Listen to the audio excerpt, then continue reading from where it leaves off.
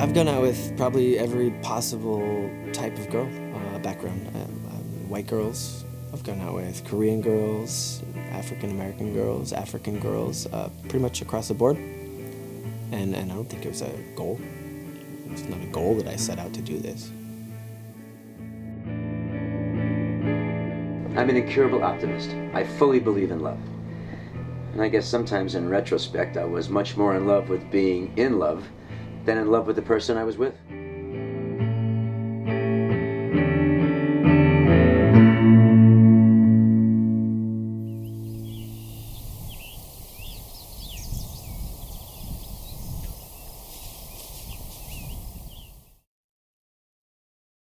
Just like I appreciate a beautiful tree or a beautiful anything, it's like a work of art, but I don't want to fuck it, I don't want to fuck a tree.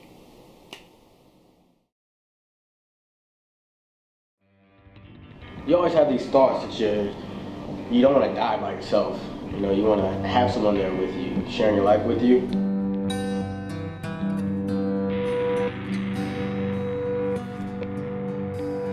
And then I always have these thoughts of, being single and not leaving on a legacy, and that's very depressing when I think about that. So I'm always wanting to be in a relationship just because I want to end up with someone and have kids and leave a legacy. In my head, I know I want to be seen with the girl and go to dinner parties and things like that, but I don't want to be seen with a different girl every time. It feels uncomfortable.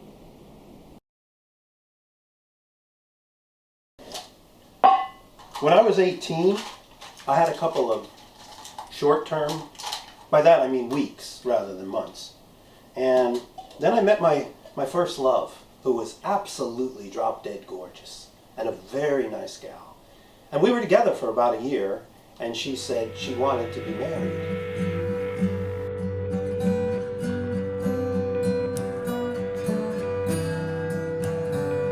I knew that she just essentially wanted to get away from her mom and dad, so I said, why don't you come to college with me and get a place and we'll be together? And she said, if you go, I'm going to leave you.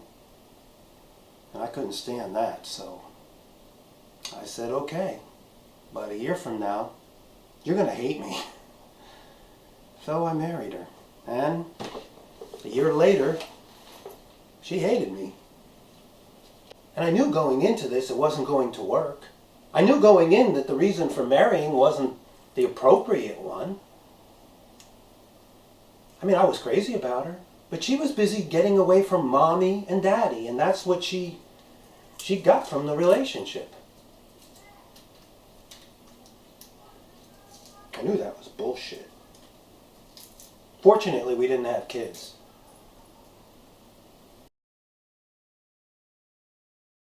I met this girl that I was working with, and I was just really smitten by her, and wound up saying, hey, let's go get something to eat after we get off. And pretty soon I'm in her bed, and we're talking about, well, why are you getting married? And I don't know.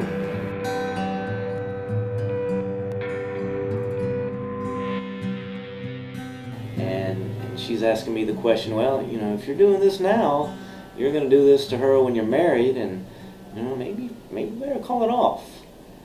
Well, of course, a 23-year-old Southern man who's already had grandma send the invitations to everybody, and a big, huge, Southern wedding is going down, is not going to cancel the wedding.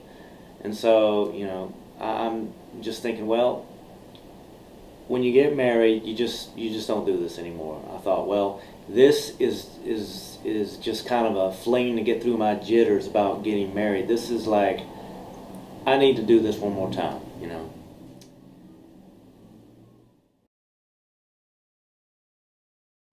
Long-term relationship? My definition.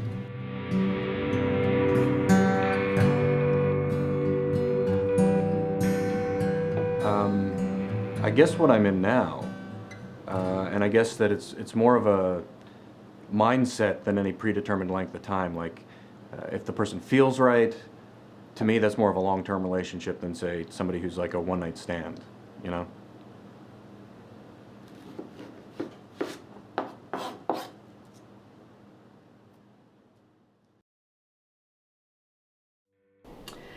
No, there are not too many. I'm not a slut, you know.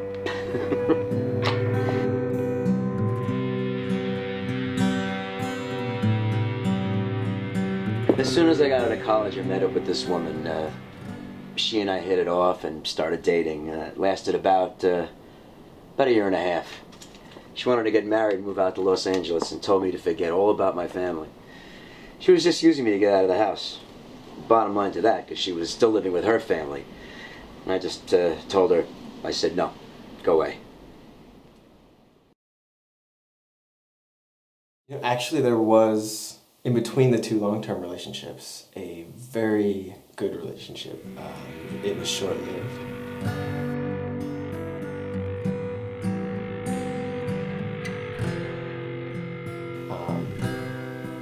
It's just the most amazing lover, the most amazing person to be around. And she was curious and exploratory, and she just loved things in the world, just enjoyed. And I mean, not just in the bedroom, but just honestly, it was the best matched. And I think it backfired in part because of me, and in part because of the situation she was in, because she professed to be bisexual, and that's just not something that I can't share my partner with anyone. I just can't, and that's my main principle.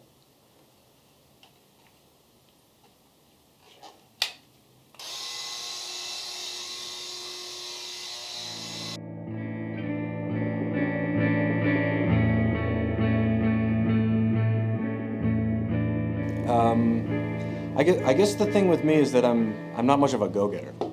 I never train my sights on one potential girlfriend, which I guess is conventionally the way that people do it, but I sort of wait to be taken.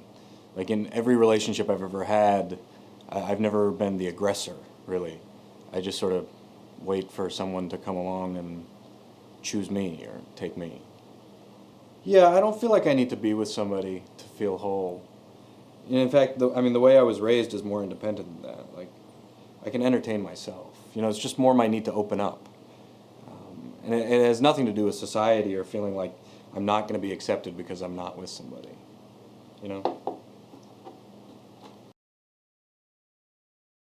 I got out of the Navy in '79, and immediately, within a few months, I got into a relationship with a gal, and being kind of dysfunctional and screwed up, I wound up marrying her right away. Very poor judgment. After 12 years of that relationship, we got divorced, and I consider that a very dysfunctional marriage. My only regret about that was that I chose such a poor mother for my kids. The second one ended badly. Actually, the whole marriage was bad. I mean, it was bad throughout. Ended a couple of days before my 40th birthday. That was very acrimonious. She ended up abandoning the kids. So eventually, in '97, I met my current wife, who is just a sweetheart. And by that time, I'd wised up a bit. And one of my criteria was to marry someone who actually liked me. What a concept, huh? Who was nice to me.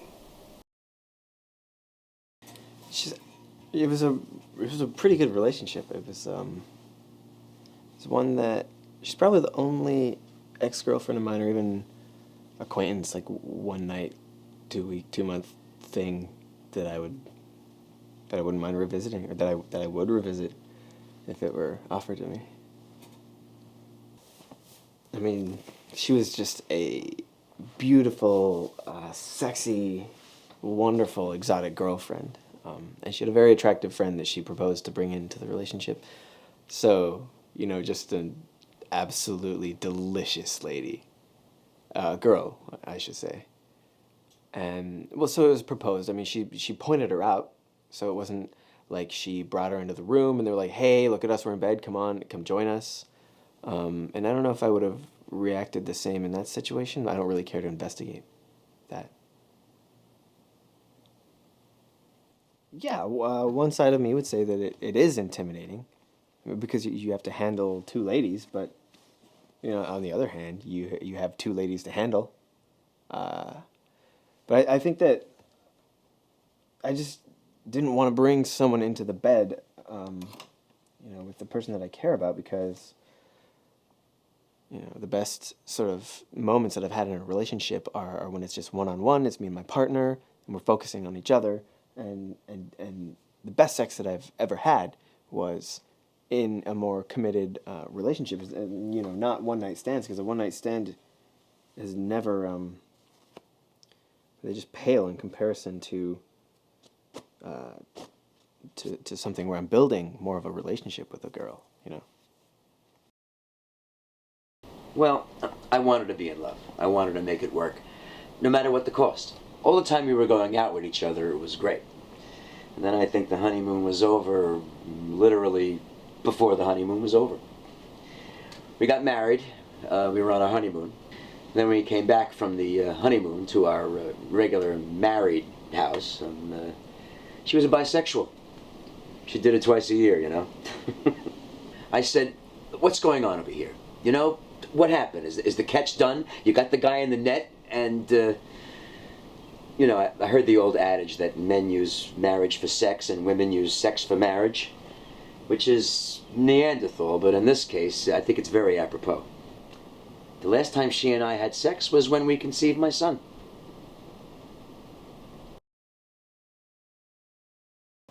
I guess traditionally my relationships sort of start off in the honeymoon phase, like puppy love, that sort of thing, and then sort of degenerate from there. But the relationship I'm in now actually sort of worked in the opposite direction, where it started off like not dormant, but it wasn't like a torrid love affair like I'm accustomed to. We sort of grew into the honeymoon phase, and we grew into the respect, and the whole thing sort of moved in the opposite direction that I'm used to, if that makes any sense. I guess the first thing I'd say in terms of progressing the relationship is accepting certain defined roles in the relationship. Like, before we started dating each other, each of us would date 2 or 3 people at the same time. And not in a sexual way, like we weren't promiscuous, but maybe you want to have your options open. Like you want to have a few casual things going. So the first thing that happened is that we stopped. We called those things off. You start to see that this could progress into something bigger. And we started spending more time together. She moved in, and she's not living here now. She's at school. But, talk of marriage, that sort of thing. But, I love her. So it's not that frightening.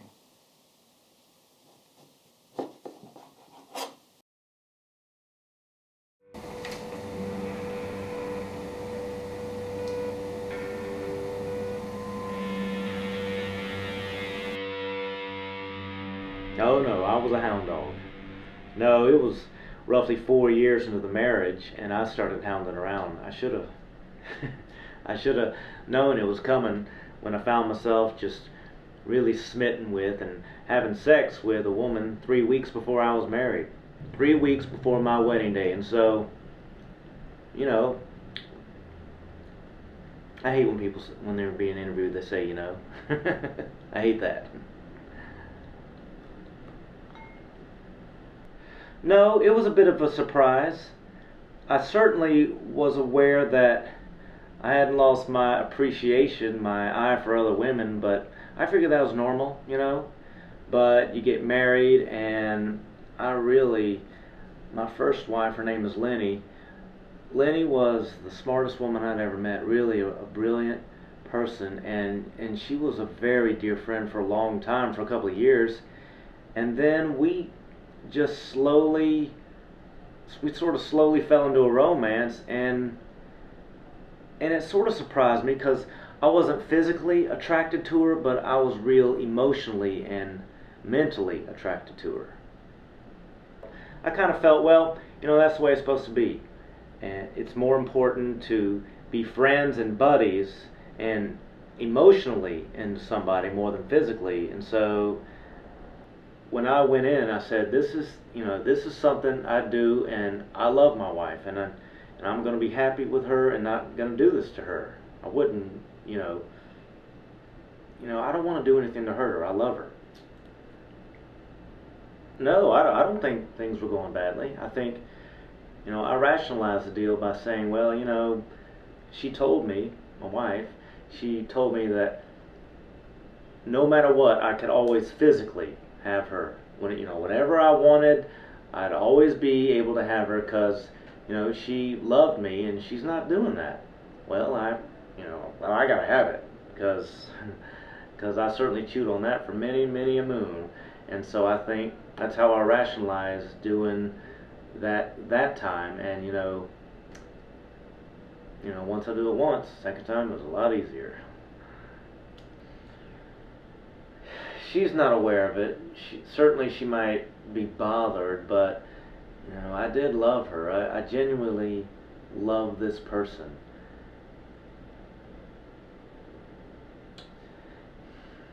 To some extent, every now and then we'd have sex, but it was more, it was definitely less appealing relative to what I was getting outside. Like I said, I was never really physically attracted to her, and, when I'm nailing people who are physically attracted to me, physically she just didn't really do it for me. And once I was outside doing some outside stuff, then I was more satisfied, and I was less of a pain in the ass, always pawing her. It was really better for her.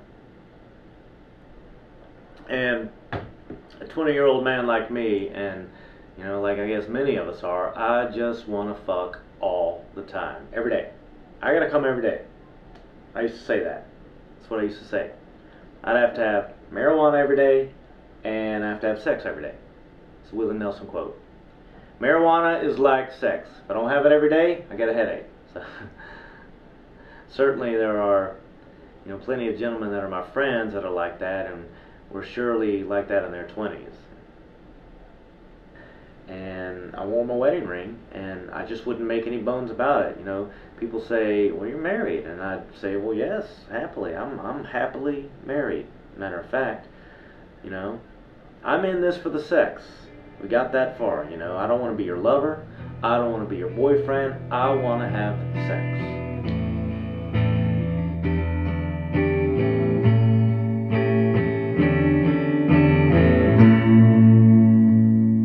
My mother and father weren't together most of the time. Then I had an uncle who was gay, so I had no idea how it was going to turn out when I got older.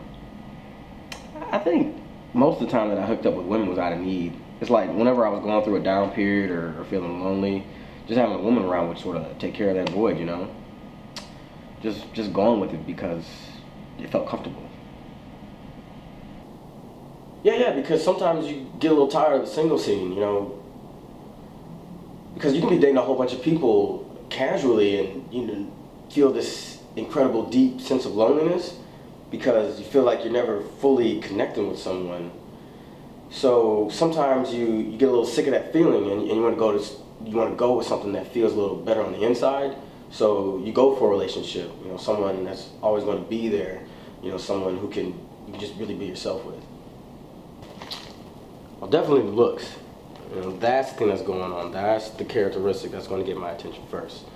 So definitely looks, and then I'll have to say their flexibility in terms of them being open-minded. I wouldn't date someone who's never traveled outside the country. I actually like to date women who do a lot of traveling.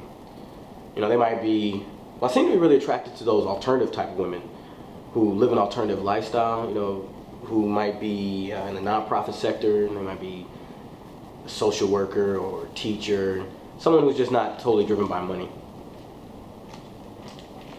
Because a lot of times when you meet people, you see, okay, they look good, and you know what they do for work. So a lot of times I ask people right up front, what are your dreams or what's important to you? So a lot of times you can find out right up front, or I can find out right up front the criteria that I'm looking for, just talking over the phone.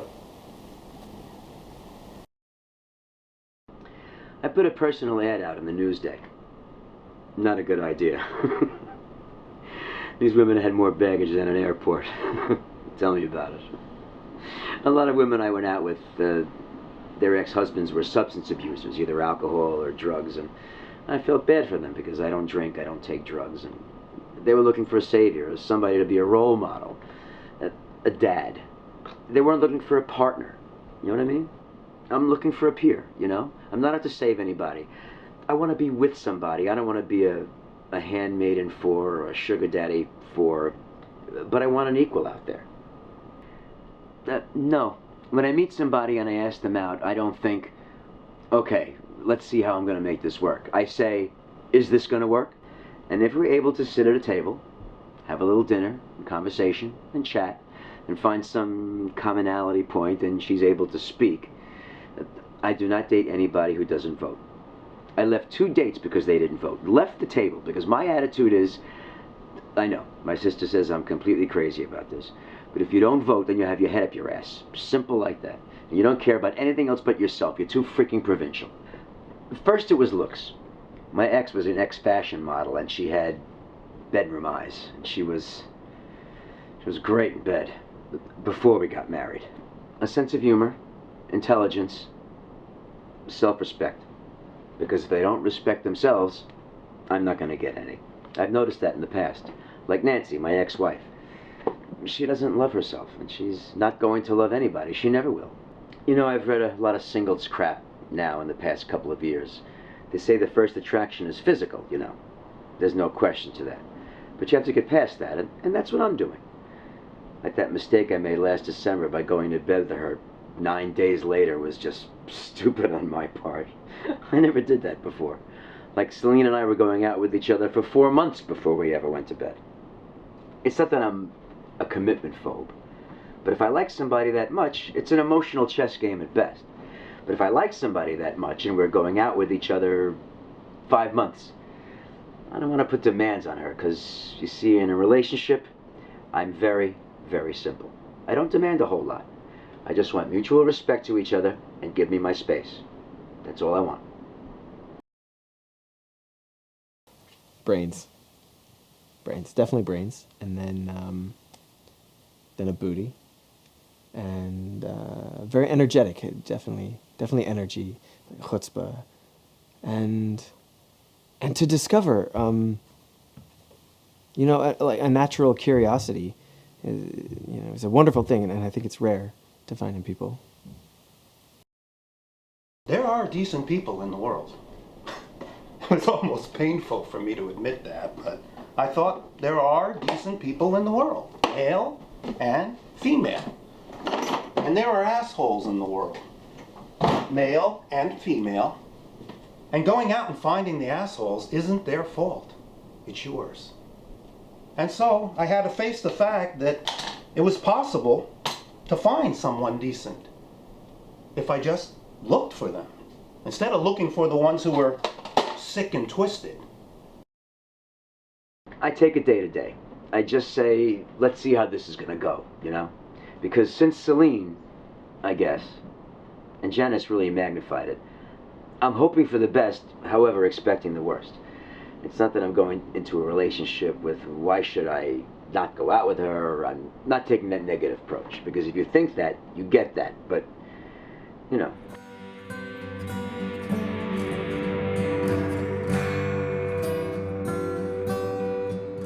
At some point, she says that her biological clock is ticking. She's ready to start a family, and she's tired of me saying no. And I said, well, okay. And I was kind of at a point where the deal with the long-term girl, Katie, had ended, and so, I didn't have a regular squeeze. I wasn't really running around. In a moment of weakness, I gave in and made love to my wife for the purpose of having babies, a number of times. We did plenty of practice. I was saying, well, okay, because I do really love Lenny, and you do have to have kids eventually, and she wants to do it now. Well, all right. I don't really want to, but okay. And so, of course, later I thought, geez, if I'd have met Beth a month earlier, we wouldn't have gotten pregnant, And then thinking about not only crushing her world, but leaving my child? No clue. Horrible. Awful. It hurts me today. I mean, it doesn't physically hurt me anymore, but I imagine that if you talked to me then, it would make me feel like I was going to throw up. To this day, it's like the worst moment of my life having to do that to her, to someone as totally undeserving as that, somebody that just, she just didn't deserve to have that happen to her. She's a great person. She's a fine person. Okay, here you go. So she was white, blonde, blue eyes, and she was the kind of girl I was telling you about. Alternative. She led an alternative lifestyle. She was bisexual. She worked for Planned Parenthood, so she was a nonprofit girl. She met all my criteria. And we kissed on the first date. And it was like really passionate relationship. We were like really attracted to each other. And at first it was a purely physical relationship. Like that whole black-white thing was there. But she was really hip. She turned me on to foreign films, all that sort of Euro type stuff that I wasn't really into when I met her. So there was part of me that was learning. She was learning from me. I was learning from her. We both like to travel a lot. So I think we were really soulmates. And the relationship was going really well. And I moved in with her. It was just like a peaceful relationship. It was just like beautiful. I just knew I was going to marry this girl. But the theme of the relationship was that she was bisexual. And that was sort of my first time really getting into that with someone. So what happens was, it was just like a wild ride. It was just sort of like I was using that part of her. It was like a toy to me.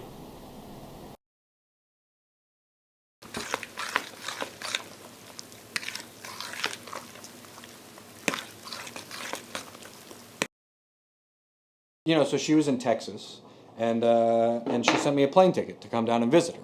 And I thought, like, this is great. Like, this girl must really like me. She wants me to come down and visit her. And we had only been dating for like 3 months, and this was like 2 months after she had left. So even though we had exchanged some letters and a couple of phone calls, she sent me a plane ticket. So I thought that this was a sign of the relationship moving in the right direction, And since we had only been dating for a few months at this point, it never even crossed my mind, like, is she being faithful to me or not? It just wasn't a concern. So I get to the hotel and they're still working, and I wait for a couple of hours, and she comes back and she sort of jumps on me, and we sort of like re-spark the relationship. And this is sort of funny, but and I guess I don't want to keep going back to this, but I guess this sort of like gets back to the whole alpha male beta male thing, like when a girl sort of realizes that I'm kind of beta. Like a lot of them have sort of taken advantage of the fact that I'm not exactly like superior in the bedroom. And so, whereas like, I guess, like some guys, they come home from work, they pop open the beer and they say, get down on your knees and give it to me. Like with us, it was kind of the other way around, or it was like she comes home from work and pops open a beer and I have to give it to her. If that makes any sense, it was like, I don't want to be too graphic, but, and so, she kissed me, and, she was happy to see me, and then she sort of pushed my head down onto her, and, it had been a while, and maybe I had a little stage fright, and then afterwards she said, you don't do that as well as I remember you doing it, and I was a little taken aback by that, and I said, well, like, did you fly me down here to have your oral sex needs filled, or did you fly me down here because you wanted to see me? And I kind of got the feeling that it was the former, and I couldn't please her that way, I guess.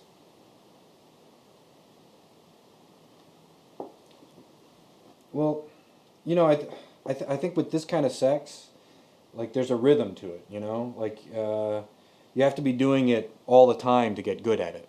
Like, in order to perform consistently well, there has to be a routine. And with this, like, 2-3 month gap in our relationship, and the fact that we barely knew each other to begin with, Like for her to expect me to perform at the same caliber that I was previously is maybe a little bit unrealistic, you know, and I think that I just didn't perform very well. And I don't know if it was stage fright or what. I don't know.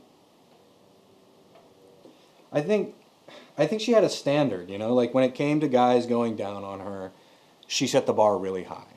And if you didn't meet her expectations, that was it. She was done with you. To satisfy her sexually was really hard. It was hard work, you know, like you couldn't even turn your neck by the time you were done. It was so strenuous.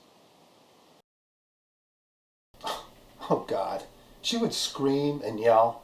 She would tell me how inadequate I was as a father and as a husband, and that I wasn't doing enough to take care of her.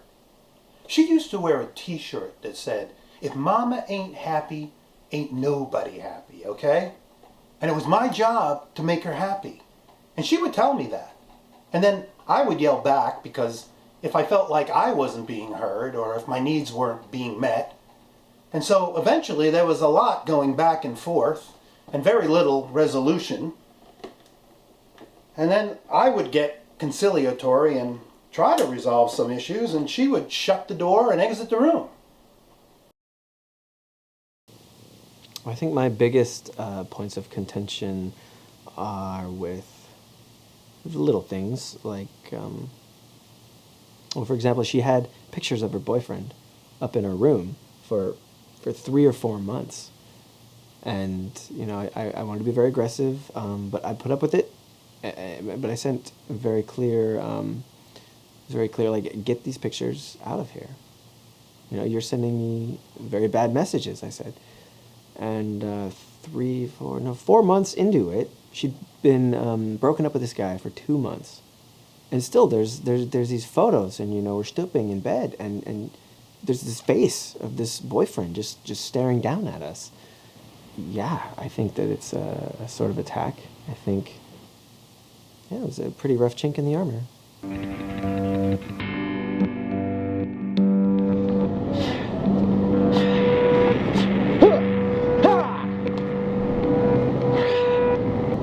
You know, the funny thing is, I always told her our relationship could be a movie. It was just that crazy.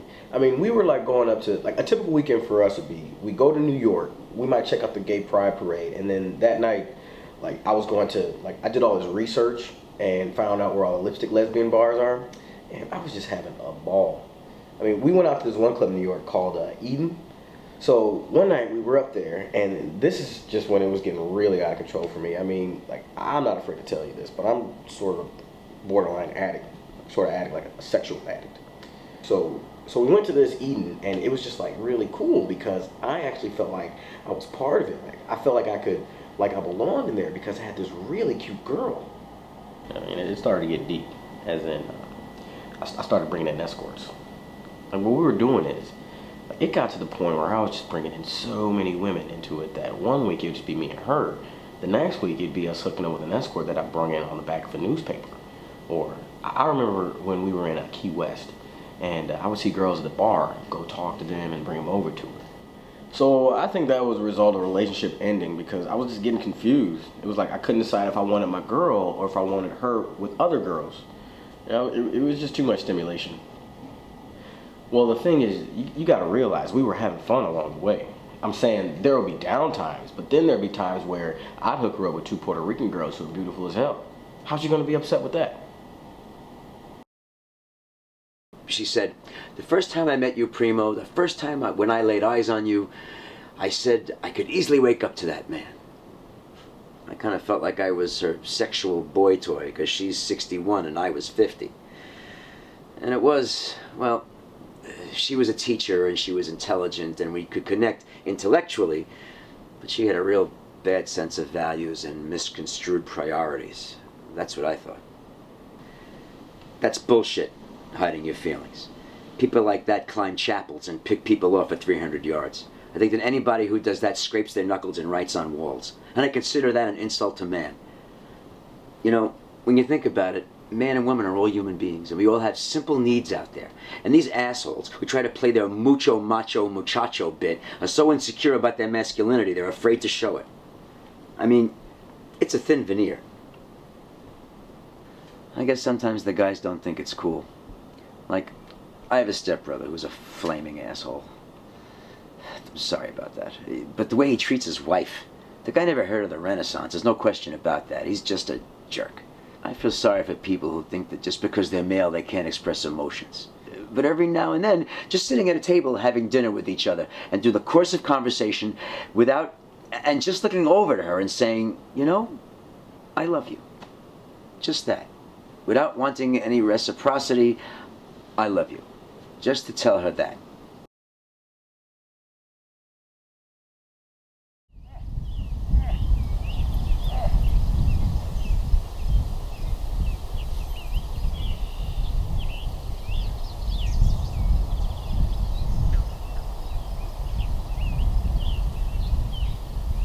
I profoundly believe that nowadays you wind up having two women in your lifetime.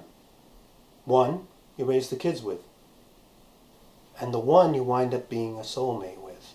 And maybe they're the same person, and maybe they're not. I've seen guys all over, 10, 15, 20 years of marriage, breaking up. And because raising kids can destroy it. Kids can be an extremely huge, great demand on their parents. People don't appreciate that very often. I mean, there are rewards too, don't get me wrong. But once my kids were fully grown up and out of the house, I was like, thank God Almighty, free at last. Free at last. I mean, no bullshit. I had waited so long. By the time you go through 18 years of kids, and it could be longer than that, and you go through their teenage years and all that, and they can be so goddamn selfish, so self-centered during their teenage years, they're almost impossible to live with. And it's such a drain emotionally. It's definitely hard. She's a fine person, but she was a very high-maintenance person, and it was all about her. Like a lot of times when her car was having trouble, and I'm not mechanically inclined. I'm an idiot around an auto engine. I'd say, let's take it to my mechanic. She'd say, well, why don't you just come over here and do it? I'd say, Celine, you know I don't know anything about cars. She says, well, if it was John's car, that's my son, she said, you would get it done. And I said, I told you once before, and it's the last time I'm telling you. If you try to get in between me and my son, you are past tense.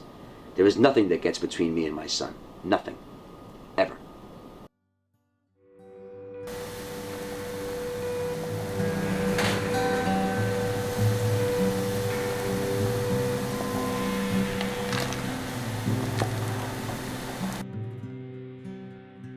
I mean, I believe that Beth is my soulmate.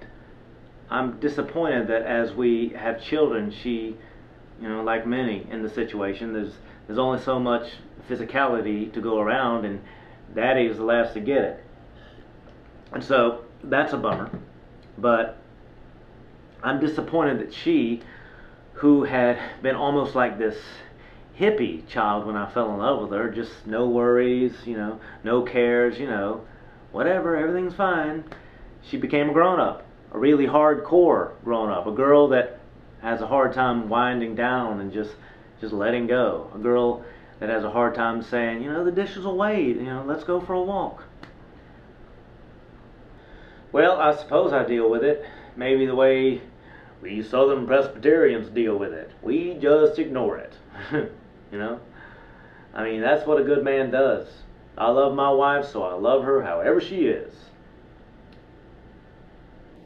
I am just non-confrontational enough not to raise the subject, or when I do raise the subject, a few times I did, knowing that it sets her off, and if you set her off, kaboom! And I don't want that, I don't like that, don't want that. She certainly gets bugged that I'm non-confrontational. There's been more than once when she said, you know, you're like your damn dad. He's married to a crazy woman, but he just ignores her bullshit. And I guess I am. But then again, I want to say, well, you're sometimes like my mom, and she's crazy, you know? I remember a point when my mother was going off the deep end screaming at me as a teen, and my father tried to say, look, just, let me explain it this way. I know it makes you feel bad, but, sometimes your mother's just crazy. Oh well, okay. In that case, I guess Dad handles it like a man. She's just crazy. What are you going to do, You love her. If she's crazy, you're not going to really confront her about it, argue with her.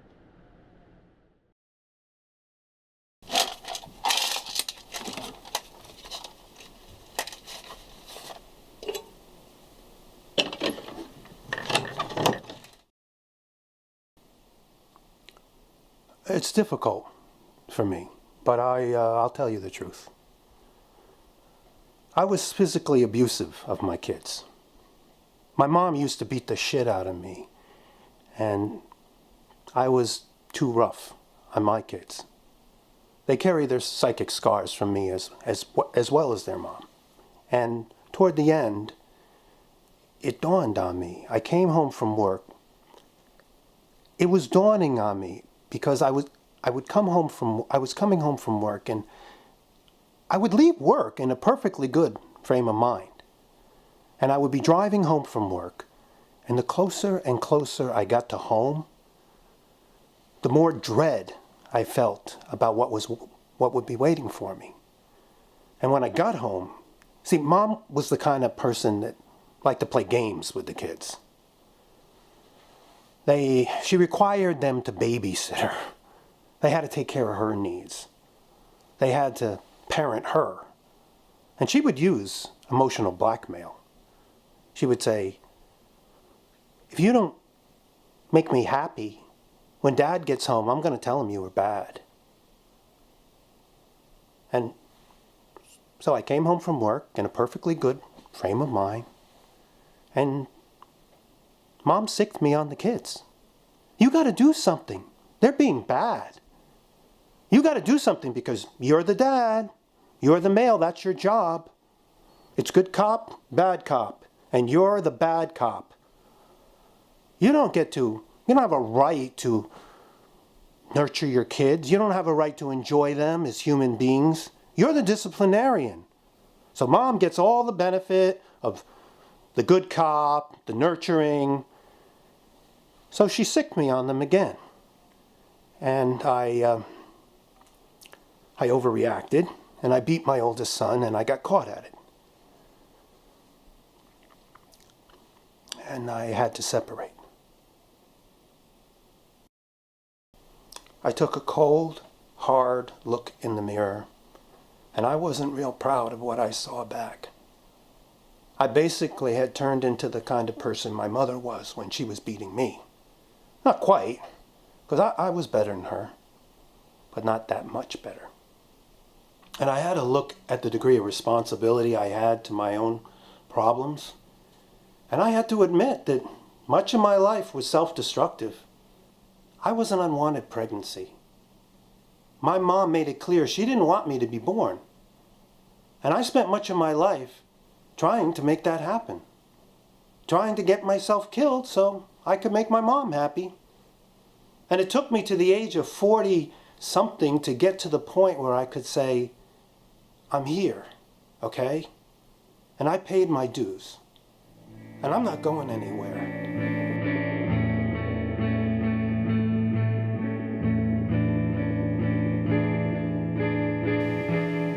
I came from a divorced family. My father left when I was 11, so my mom basically raised me herself, and she was a very tough woman. So she taught me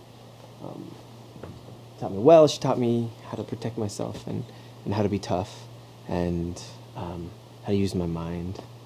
And I don't know, in terms of relationships, I guess I never felt like I had that much guidance from her.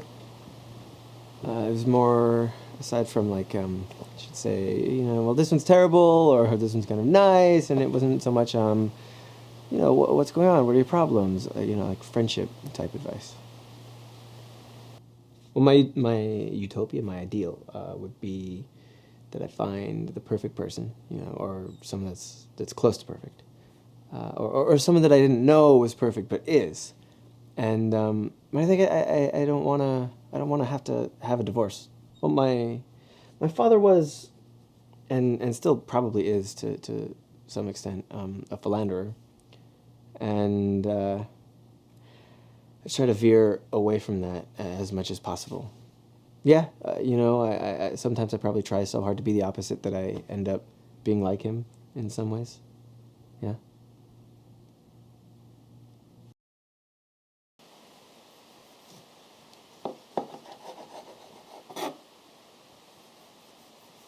I've been told that the point where women start to get the most sexually active, like in their late 20s, is the same point where men kind of start to peak off. I don't know if that's true. Yeah, for me, I don't know that it would be marriage that would stop it, Like if it works in a relationship, I don't see why wearing a ring on your finger would change anything except for psychologically. And you'd have to be pretty psychologically weak to let that affect you, I think. So I don't really see why getting married would change our sex life forever. I don't really see why getting married would change anything, really. So yeah, respect and honesty. And sex. I mean, I'm not going to lie to you. Let's say, like, we go out to dinner. I'm not the type of guy who would, force myself up to a girl's apartment, but, like, I'd rather her be the type of person who says, let's wait, as opposed to the type of girl who's like, come on, let's go. So, yeah, I think it tells me a little something about, their sense of self-control, like, just in terms of what they're able to fend off in a longer-term relationship, like if a girl can't control her sexual appetite, or a guy can't control his sexual appetite for that matter, then what does that say about, like, how they're going to be around other people? Just in terms of, like, being honest, like cheating. Not that I'm paranoid about it, but, Sexually aggressive or sexually desperate, I mean, they're both sort of turn-offs for me. Okay, well, there was a girl I dated briefly at school, and we had a class together. We had to work on a project together, and we had to watch a movie for class. And the hours of the class were really, really long, and so we're on the couch. We start the movie, and I passed out because I was exhausted.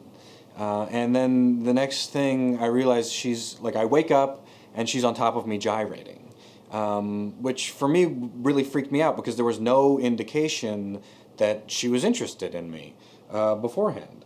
So, for me it just felt sort of random and desperate.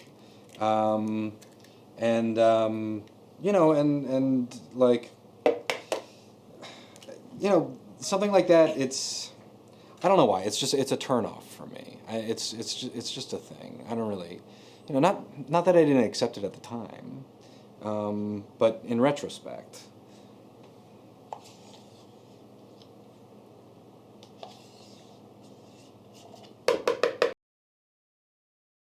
No harm, no foul. That's what I felt. And I'm not saying that that's right, but that's what I felt, is how I dealt with it. And I said, hey, if it's good enough for President Kennedy, if it's good enough for Franklin Roosevelt, by gosh, it's good enough for me. So, well, I got laid a lot. I mean, I tended to be, with people who I found, attractive to talk to. And, I don't really enjoy, just bimbos, idiots. And, I experimented with that enough to know. So, I was very clear about, I am a happily married man, and I know I will not be calling you, no, I will not be going out with you, and no, I will not be seen with you. And, if I was going to be with them somewhere, it would be when my wife was out of town, and we would not be anywhere where we were going to run into anybody that knew either of us. I was the most discreet cat you'd want to know. Nobody knew. I was not gonna put my friends in a situation where they had to lie for me. You know, I didn't like it when somebody would put me in the situation of where I would see their wife and I knew who they were hound dogging around with and that they were, because I wasn't comfortable with that. To me, it's a harm if I make anybody uncomfortable because of the situation.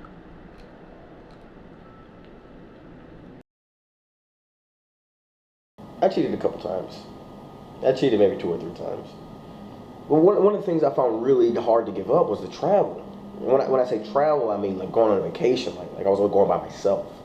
You know, like there was this one time I told her I was going to the Keys, but I was in Geneva. You know, there's another time I told her I was, going to Kenya, but I was actually in LA. You know, and I would tell her I was going for work. So it was really hard to just give all that up. Yeah, but I always did this. And it didn't help me be in a relationship with a girl like that because it was just, too much. Yeah, true. Very guilty. I'm talking one time I had a dream that she was with somebody else. And it was like the dream was real. And I woke up sort of crying.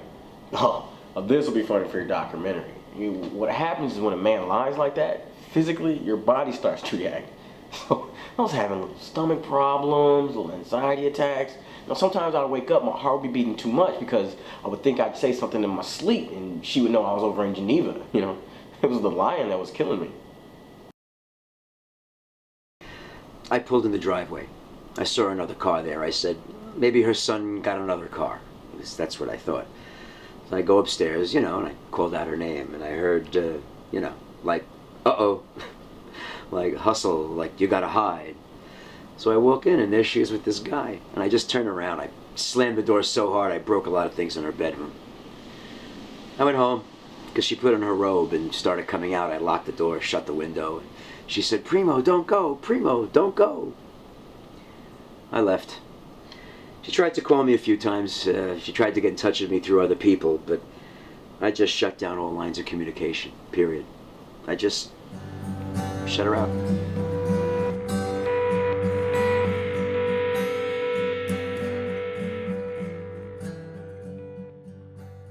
I guess the hardest part for me is that I always feel like I have to say I love you. And I've said it when I haven't actually meant it. And or just after the fact, realizing that it wasn't really real love. And I think it's just that I'm trying so desperately to convince myself that, I think it's out of fear that, a fear of not finding someone. And that when I do find someone, just not wanting to have to go through that again, like the whole introductions, like this is you and this is me, and sometimes I say it. I normally say it without expecting anything in return, and I think that that's part of my self-confidence issues, and but when she says it, that's my point of commitment. When there's verbal recognition, because then that's all you can go on is their word. Yeah, probably I say it prematurely. I start the shit, and that's probably my own trap, my own, self-defense mechanism kicking in, because I know subconsciously that it pushes people away when I do that. It's sort of, when I say it, it's sort of shock value, and that's not fair. But and the problem is often that I blush. And so it's hard to say it. But, it does come out somehow when I say it. So she started saying, I love you in like the heat of passion in bed. And I don't really take that as I love you, because it's a very different situation. But it's not like I love you and my words are the way that I feel. And I guess I'm looking for. I'm hoping for, but never expecting really, that the most impassioned "I love you," to be reciprocated, because it never has been reciprocated, and so I guess that's my own trap. It's definitely my own trap. And in the one good relationship, I stopped that from happening. Stupidly, I stopped it. I don't need to brag. I don't need to brag about it or whip it out at every occasion. I mean, that's not being a man to me. I mean, because anyone can sleep with people. Well, like, that's easy. But, you know, to find someone that you sleep with, that you actually care about, that you want to sleep with, you know, that you're attracted to, and the potential for building something. I mean, now that's how I try to differentiate myself. What's going through my mind when I'm with somebody is, you know, I want to make sure that I can make them laugh, and you know, I want to make them feel good, and I end up just giving and giving and giving myself. That usually ends up backfiring, because then, you know, I realize that I have needs too, and you know, I don't express this up front. I sort of do it 10, 11 months down the road, and then it sort of backfires. But I think satisfying my partner, I mean, that's the pleasure for me. That's the real enjoyment. And I don't know if it's like a mission for me, but you know, if I have to sense that she's actually pleased, and not just by like faking an orgasm or something, but you know, to know that she's excited and passionate and actually happy. You know, that's and I need that. I think that's a sort of affirmation. So my first reaction, you know, if we're not having sex quite a few times a week, or if not more, and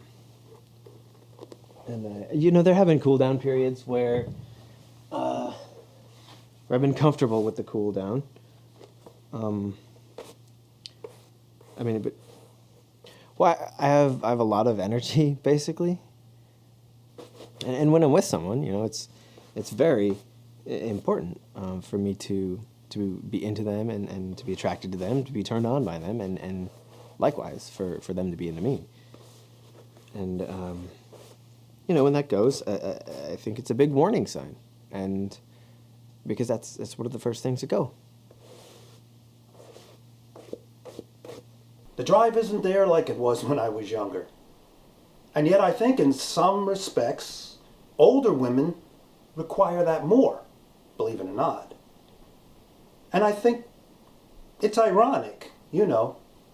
Guys tend to run out of steam about the time when women want more.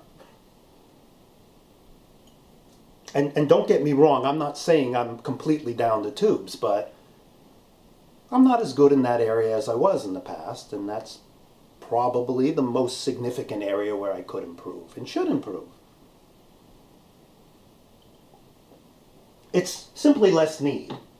It's not that big a deal for me as it was when I was younger.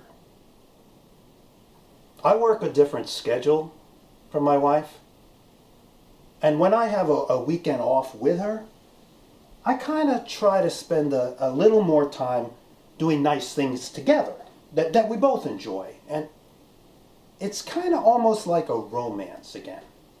So the culmination of that will probably be having sex at whatever is the right moment.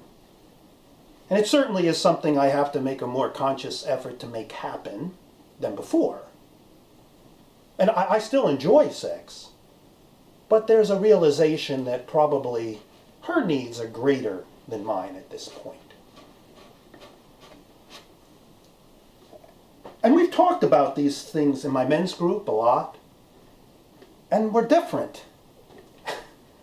It's not the same as it was when I was in my 20s.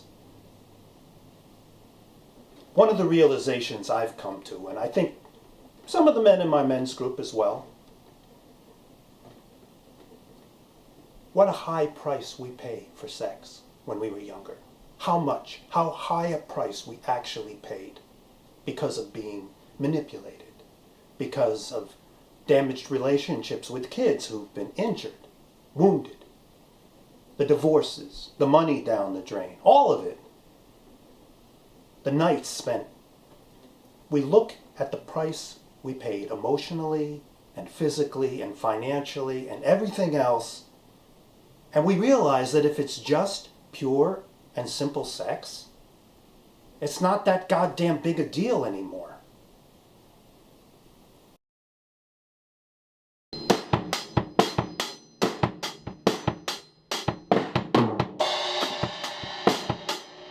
I'm an incurable romantic. Like when Nancy and I were married for 3 years, we were, getting the doldrums, and I called her at work. No, in fact, it was the night before. I said, Nancy, tomorrow morning before you go to work, take a nice dress with you. I said, you go to your mom's right after work. She said, what's going on? I said, I'm going to take you out tomorrow night. I want to date you. And she said, ooh, she was almost touched by this. Like, I almost found a heart in this one. So I picked her up, and her mother loved me. She said, hi, Primo. I said, hi, Elaine. She said, where are you going? I said, I'm taking your daughter out to dinner. I won't bring her home late. Don't worry about it. But we will be sleeping with each other tonight. She cracked up about that. I picked her up at 7. I brought her a dozen roses and took her out to dinner like we were just going out dating. We were married for years, and I just wanted to do it. You have to keep the romance alive, Because if you start assuming or taking it for granted, it's gonna die. And that's the sad thing about it. But every now and then, just let them know, I'm not taking you for granted. You're the most special person that I know on earth. Let's go and enjoy. I always do that because, I don't want to take anybody for granted. The day I do that, I'm bored with the people and they gotta go. But if I want to do that, it's great. Like the first time Celine and I went away. I called up and made reservations at this beautiful place, and I made sure there were 24 roses in the room, and there were rose petals on the bed. I just like doing that. Yeah, it's a stopgap measure. Like we seem to be getting into a rut. It's February, Valentine's Day, the whole bit. It's horrible weather, it's winter. Let's do something. Let's just have a night for ourselves. Listen to this. Listen to this. All right, this is really strange, right? There was a time we went through all this crap, all the bisexual girls. And then we got to a point where we're like, okay, that's it. We're not going to do it anymore because it was just tearing us apart. It's too many arguments, too many misunderstandings, blah blah blah. I think we were at a point where we knew we were getting ready to break up, but the sex started getting even more and more intense between me and her. I mean, it got to the point where she would walk through the door. And, she's this pretty blonde, she's really smart, she's really brilliant, she's moving forward in her career, she's doing really well. She'd come through the door dressed in a power suit, and we would just tear each other apart as soon as she stepped into the apartment. And it was like, we knew we wanted to break up, but the sex drive was even better and better and better and better, So, what happened was, it turned into a friendship. And then all of a sudden, I shocked her, dude. I started getting into the church, and it became a Jesus freak. So check this out, right? We go from having this really sexual relationship to me going out, meeting her in a cafe one day, and trying to convert her over to Jesus. Freaked her out, dude. And she's really surprised. But what I needed was, and because obviously, I don't know if you can see, but like the whole sexual thing that I had going on in my life was just ruining the relationship. No, you would have thought it would have ended badly, but it just sort of mellowed out, She always still wanted me. Like the girl was just madly in love with me. And you know what? It got to the point where sometimes I would call her up as a friend and I'd slipped and said, yeah, Geneva. And she would be like, what, Geneva? Because I thought I was talking to her as a friend and not as a girlfriend anymore. Now I'm back at home and I just landed a job down in Cozumel. Come on now. Cozumel, Mexico, Argentines, Italians, Swedes. What happens is we can't distinguish between love and lust. When I say we, I mean people who are sexual addicts. It's hard to distinguish between love and lust.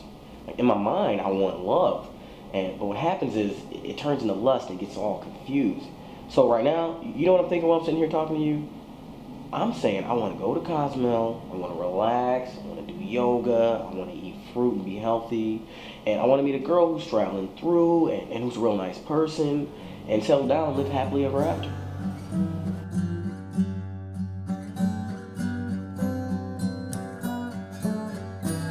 Well, I weigh the pros and cons, like with anything, like if the sex isn't that good, but everything else is fantastic, like I can't just let somebody go who's that fantastic just because the sex isn't everything I need it to be, like sex is something that you work on, like the more you love somebody, the more you respect somebody, the better the sex gets.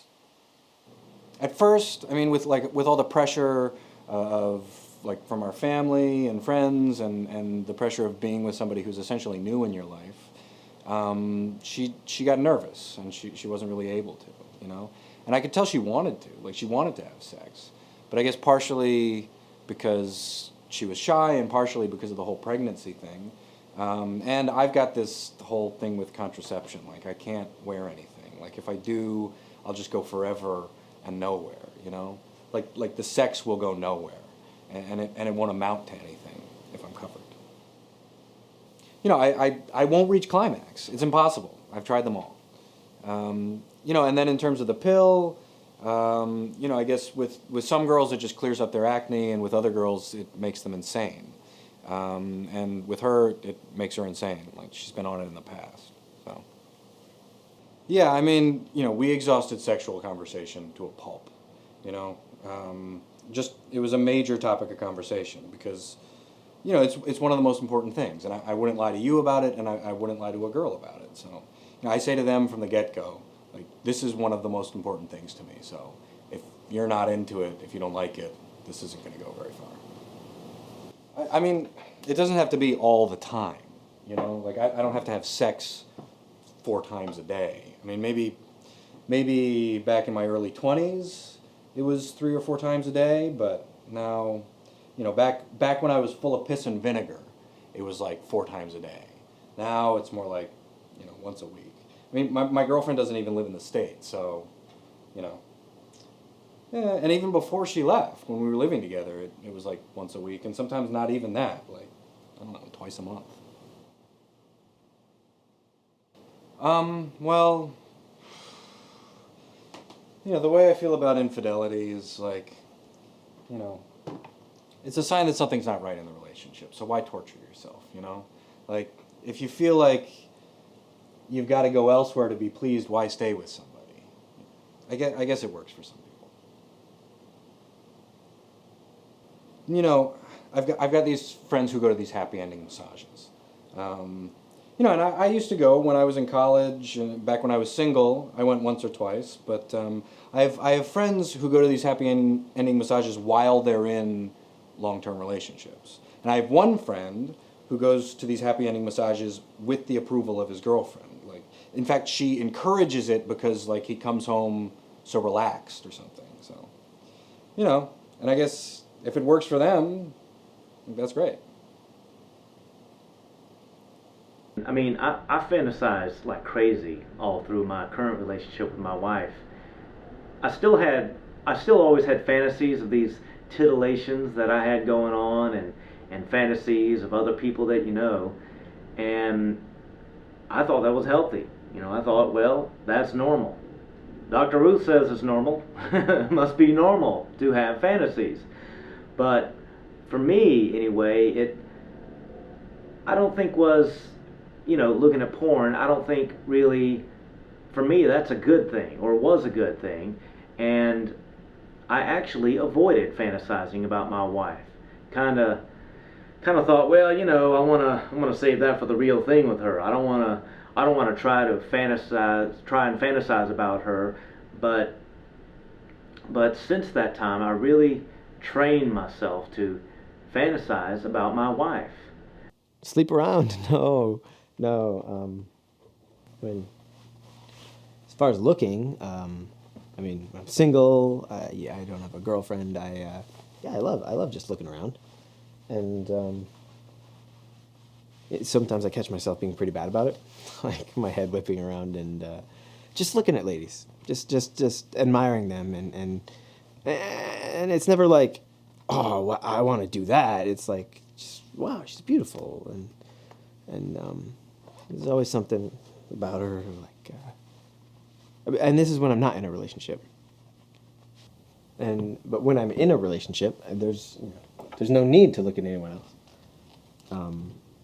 But, you know, when you're in a relationship, that's when everyone else comes after you. It always happens. Well, if I'm with someone and I'm walking down the street, I see a girl, you know, I might think, yeah, okay, she's beautiful. Whatever. There's not a thought in my mind like that I'm gonna fantasize about her when I'm sleeping with my girlfriend or whatever. Because I just think psychologically that's a bad sign that I had with my first relationship. And you know, if I'm thinking about her while I'm sleeping with my girlfriend, it's just bad. That's like cheating, and I'm not comfortable with that. Yeah, I can't see myself suppressing fantasy. You know, there's no way to do it. And I tell her about it. You know, I've had conversations with my girlfriend about fantasies that I've had. And I don't get specific about it, but, you know, she knows that I fantasize. She knows that I continue to fantasize. I mean, there's nothing wrong with it. It's like any time I work with a female for an extended period of time, there is nothing preventing me from fantasizing about them. I mean, I guess that sounds a little bit animalistic, but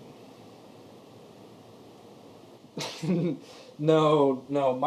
My girlfriend's position on fantasy, like she thinks men and women are polar opposites when it comes to fantasy. You know, like she says, and I don't know if this is true for all women or not, but she says that women don't really fantasize about sex. You know, she says like they'll find something that's attractive about a man, you know, like they'll notice, like my girlfriend thinks that all men are attractive almost without exception. But, you know, there's no connection between attractiveness and sex, from what she tells me. And I, you know, I don't know how candid she's being, but, you know, according to her, like women don't have the same sex drive as, say, like I do or other men, and I guess that's sort of like her way of justifying that, you know, she has more right to be worried about me in a long distance relationship than I do to be about her. So, because she doesn't view sex as something that you have just because you're horny, you know, she views it as something sacred. These are her words. And bear in mind that this is the same girl who was, you know, dating 2 or 3 guys at the same time before me. So either she's completely changed or, you know, she's not being entirely candid with me. But I don't think she would do anything. So. I still obviously am looking around, but when I look around, I say, you know, Jesus, you know, what am I doing? There's nothing that's as fine as my woman. There's nobody that can compare.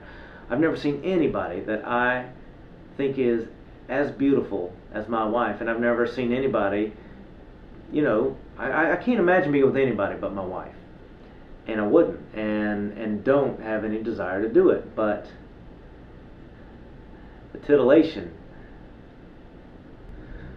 all this eventually led up to an actual affair, and I got caught red-handed, and we were right on the edge of a cliff going over, and I did everything I could and continue to keep it from falling apart.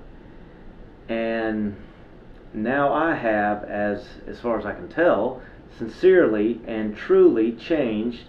And maybe you can't teach an old dog new tricks, but I look at life differently.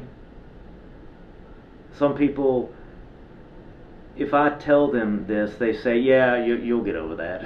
But just like, you know, just like when you got over married, and, you know, and just like when you got married to Beth, you know, eventually you'll find yourself out chasing pussy again. It's just a matter of time.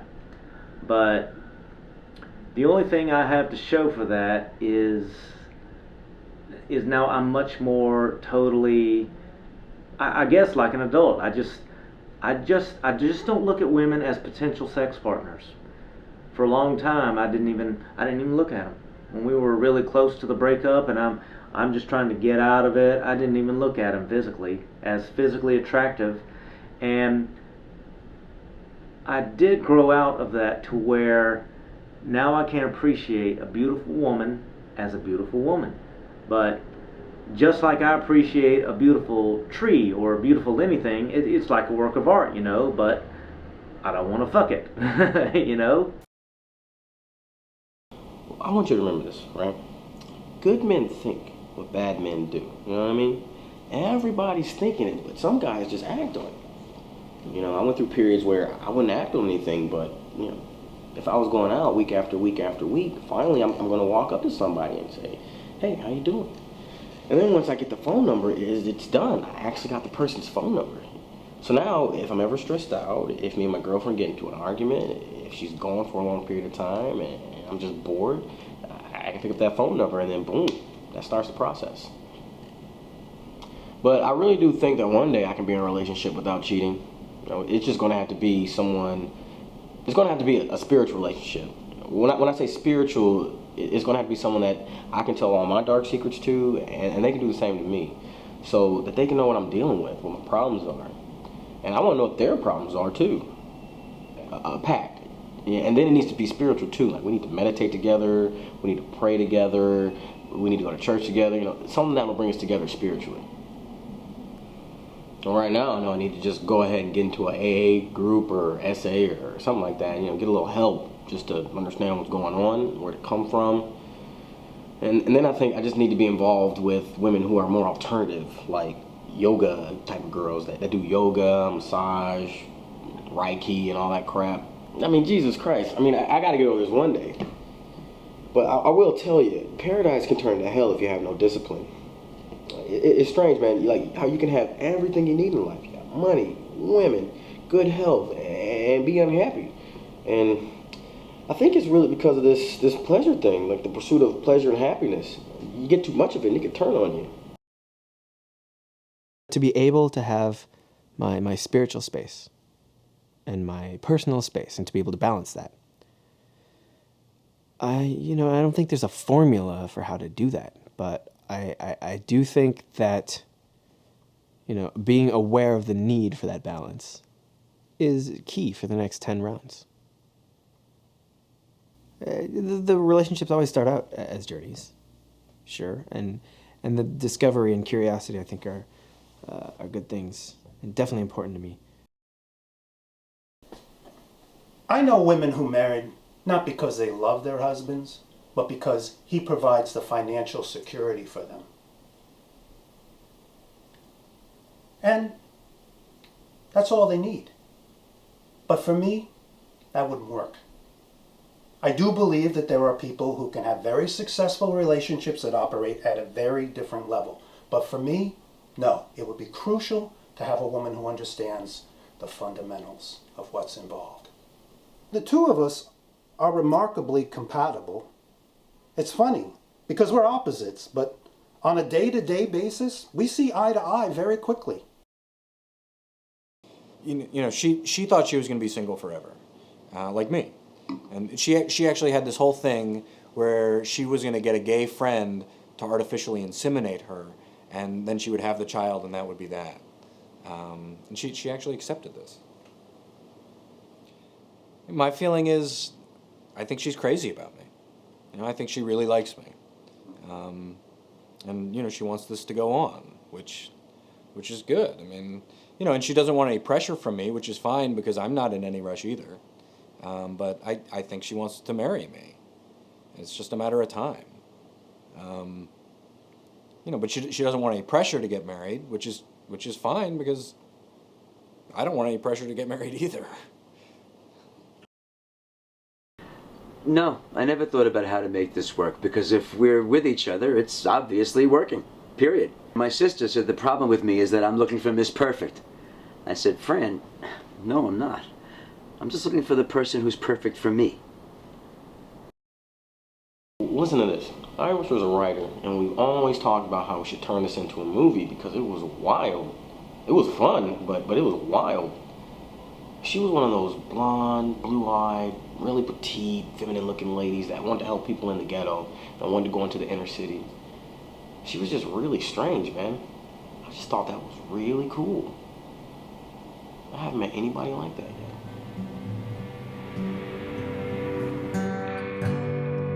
Well, I guess I'm an optimist.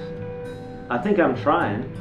We quit going to counseling just because she doesn't believe in it, and it costs a lot of money, but I'm going through a counseling book, and I'm trying to do the little exercises, trying to get her on board with it.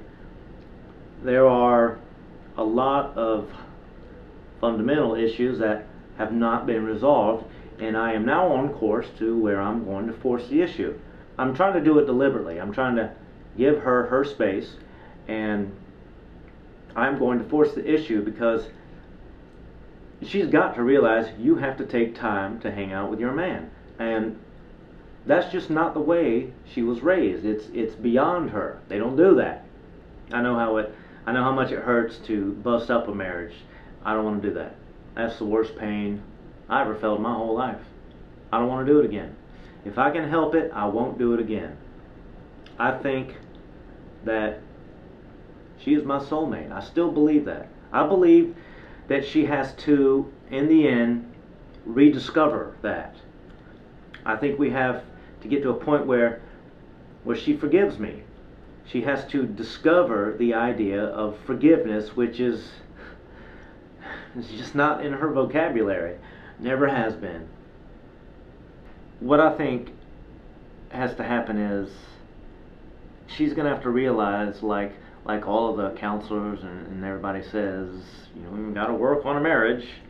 And it's a cliche, but it's absolutely true. And she's going to have to buy into that at some point, some way. She's going to have to realize that there's no sense living out your whole damn life being pissed.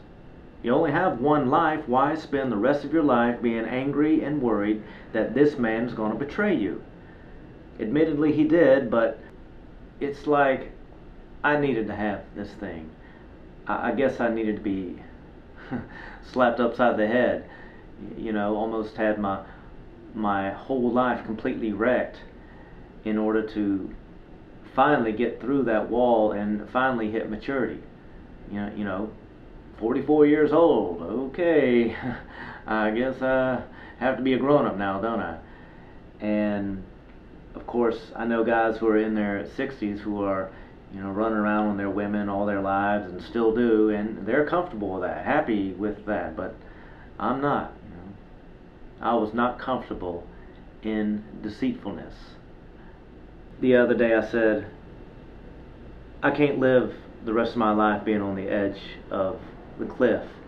And a few days later we were making love, and she says, I think we've moved a few feet back from the cliff.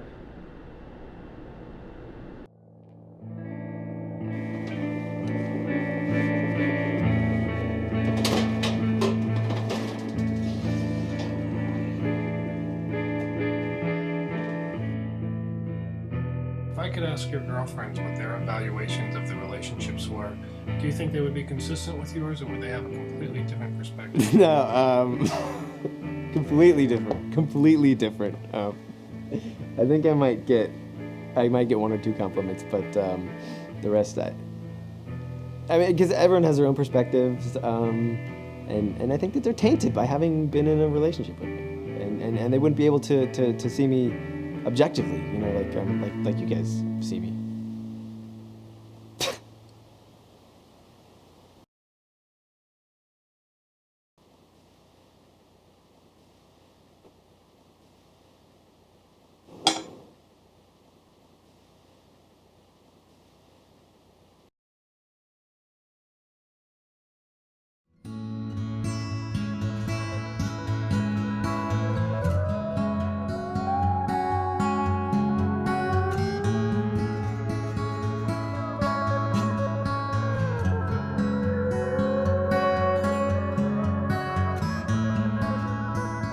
Tell me, my love,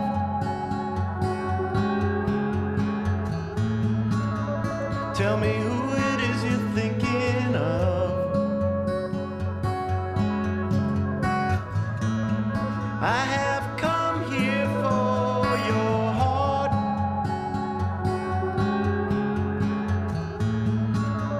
Tell me what's a good place to start.